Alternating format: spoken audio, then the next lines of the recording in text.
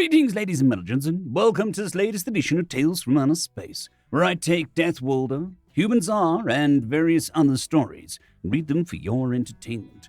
This particular story is called The Two Rules of War, written by NoobVS_8TurnVM.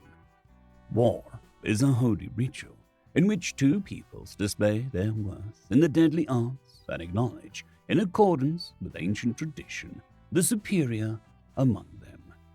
That is not how the humans saw it. When our venerable elder, a veteran of thousands of battles, announced the start of the ritual and, following the proper custom, fell into her own blade, the humans just stood there. After a long silence, the emissary finally asked, "Won't you sacrifice your most honorable warrior as well?" To which the humans replied, "No! That's the first rule of war. Don't die. That's the enemy's job."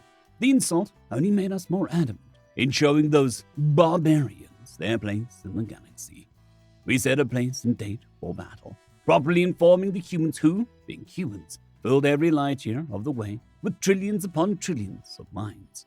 Once the human ambassador was summoned to explain, she stated, "We are simply following the first rule of war. Know where your enemy lives and drop by for a visit." We soon understood the full meaning of her words. While we moved, painfully slow, through the minefields, the humans would send their faster ships to attack us, not our warships, as decent species would, but our troop carriers and supply vessels. When the Admiral contacted the human raiders to inform those were lightly armed and armored vessels, the humans replied, "The first rule of war. If you fight fair, your tactics suck," disappearing in the void of space before our slumbering forces could respond. Late and wounded, we arrived at the coordinates set for battle, anxious to prove to the squishy bipeds our superiority in the ways of destruction. By now, aware of their treacherous ways, the announcement of our arrival was replaced by a sweep of our long-range scanners. This was wise. First rule of war, don't encourage the enemy to shoot you, I later found out. It was also not very useful. What our scans found was a storm of projectiles heading our way, too close to engage our FTL drives and too fast for slower than light maneuvers. A few of our ships managed to dodge. Most were damaged, some destroyed. A human message played in the open channel, mockingly transmitted in C-speed. "First rule of war, shoot first and don't miss. Follow the source of this transmission and give chase," was the Admiral's pointless command. Pointless, because we were already on it, and, given how fast the other ships followed, so was everyone else. We were now in the Geneva checklist, as I later learned the humans called it. It wasn't hard to find the human fleet which, at the sight of our superior forces, engaged their FTL drives and bravely ran away. No surprises there. Turns out the limbed slugs were as cowardly as they were deceitful. We chased them and, before their FTL engines could overheat, they would drop from warp speed, giving us the chance to shoot at them with everything we got. They anticipated this. They were cowards, but not stupid, and deployed their drones at the rear of the fleet to draw our fire. It didn't matter. Sooner or later, they would be forced to acknowledge our superiority and surrender to our mercy, which we had none to give, and we would chase them through the entire galaxy to make it happen. That's exactly what we did, or at least that's what it felt like. At last the humans gave up running and instead decided to hide, landing ships and all on an eyeball planet, leaving behind a single probe in the high orbit with the message, "First rule of war, don't waste your ammo, you might need it later." I checked the ship's inventory and found out that we had no projectiles left for orbital bombardment. None of us did, and, thanks to the human raids on our way to the battle coordinates, we had no functional factory ships to produce more. Looking back, I see that we should have stuffed our larger ships with whatever junk we could find, speed up to near sea, in the direction of the planet, and let gravity and inertia finish the humans for us. But at the time, our gut juices sparkled at the thought of breaking every teeth of the smug human smiles, and, besides, the humans might have been sleazy cowards, but we were noble warriors, and we had every intention of proving it. Have you ever been to an eyeball planet? Why would you? Why would anybody? These tidally locked rocks have a scorched spot on one side, a freezing spot on the another, and a thin survivable strip between one another. Survivable being the key here. The differences in atmospheric pressures feeds a planet-wide, never-ending storm, and when the storm drags the materials melted in the hotspot, they solidify in the upper atmosphere in a long, thin shape. Every moment spent on these planets is in the middle of a violent storm, under the rain of knives. So, when we got down to the planet in a small wave, since most of our transports were busted during the human raids, we were not having a good time.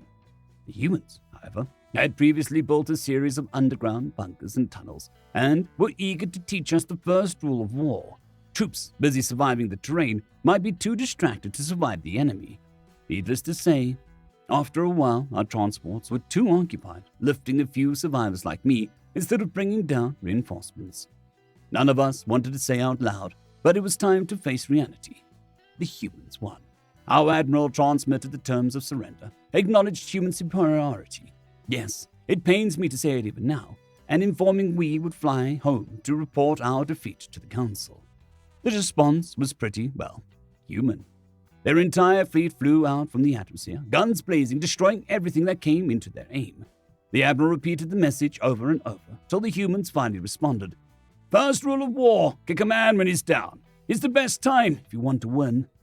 Now, you might say that we lost a third of our fleet that day. I'd say we saved 2/3. We were low on ammo, low on fuel, demoralized and facing an enemy whose plan was going perfectly. Later, I would find out that, according to human tradition, wars are fought with as many battles as possible. A fleet loses, retreats, repairs, resupplies, and goes into the next battle and repeats the process until someone no longer has a fleet. Crazy, right? No wonder they have developed such methods. To them, it's not a matter of honor. It's a matter of survival. But at the time, they didn't know our ways, and we didn't know theirs. Every member of every one of our systems was furious with the humans. So none objected when we marched to human embassy and shot everything standing on two limbs. This was a mistake. While no one was exactly happy with the humans, we were the ones who started the war. We were the ones who committed the ancient traditions, and now we had shown the galaxy we were willing to break the laws of hospitality if things didn't go our way. All Xenos cut ties with our people. Most were content on ceasing trade, research collaborations, rescinding rights of flight. Some joined the humans in the war, and we learned not to break the first rule of war: avoid recruiting for the enemy. The following cycles did not go well for us at all. We had never prepared for this kind of conflict, where you need to take your beaten soldiers and send them back to fight, in a fraction of the time necessary to do so. Turns out that the first rule of war is train the way you fight, because you fight the way you've trained. Things got desperate enough that we started bribing our sleaziest neighbors into joining the war, one of which accepted under our promise of supplying rare materials they didn't have in their systems. Only thing was, they never had a war fleet worthy of being called that, so we had to rush in building as many ships as we could to provide them, which they happily accepted and took to fight with the humans, who promised them the very systems of ours where the rare minerals were mined. We then learned the first rule of war: never hand someone a gun unless you know where they'll aim it. Or was it, the persuasiveness of your argument is proportional to your firepower? I don't really recall. Never pick a fight with someone bigger than you, or even the same size if you can help it. The first rule of war the humans didn't teach us, we already knew. Surrounded, outnumbered, and outmatched in every conceivable way, we surrendered to the humans unconditionally. What followed wasn't so bad, all things considered. A few of our systems were given to the human allies. They didn't take any systems for themselves, but demanded resources necessary to replenish battle losses, which we should finish providing in this or the next cycle. The elders of the council were forced to retire, but were not taken to Terra to be paraded before their members, as they would in the old ways. Our systems were occupied, of course, but the humans seemed more concerned in making us capable of buying the things that they offer than anything else. And of course, they even started rebuilding our fleet. That's how I ended up here at the academy, because while the old ways served us for many generations, There is no denying the way of humans works, and, funnily enough, these times are more peaceful. Now the galaxy saw what happens when war is fought in human terms. That's why I'm eager to learn of the Terran way of partaking in the sacred ritual.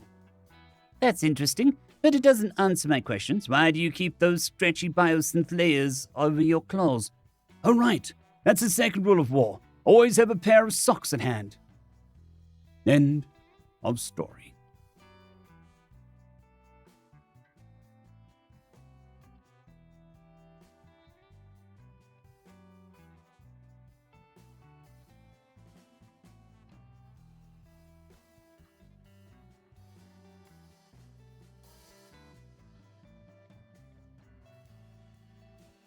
I'd quickly like to thank the T5 peeps: Cold War Boomerwaffen, Severin Cerberus, Bushmaster 177, Henry the Red, Caspar Arnholtz, Cold War Boomerwaffen, Elijah Silvercross, Dragzoon WRE, and Severin Cerberus. Thank you very much.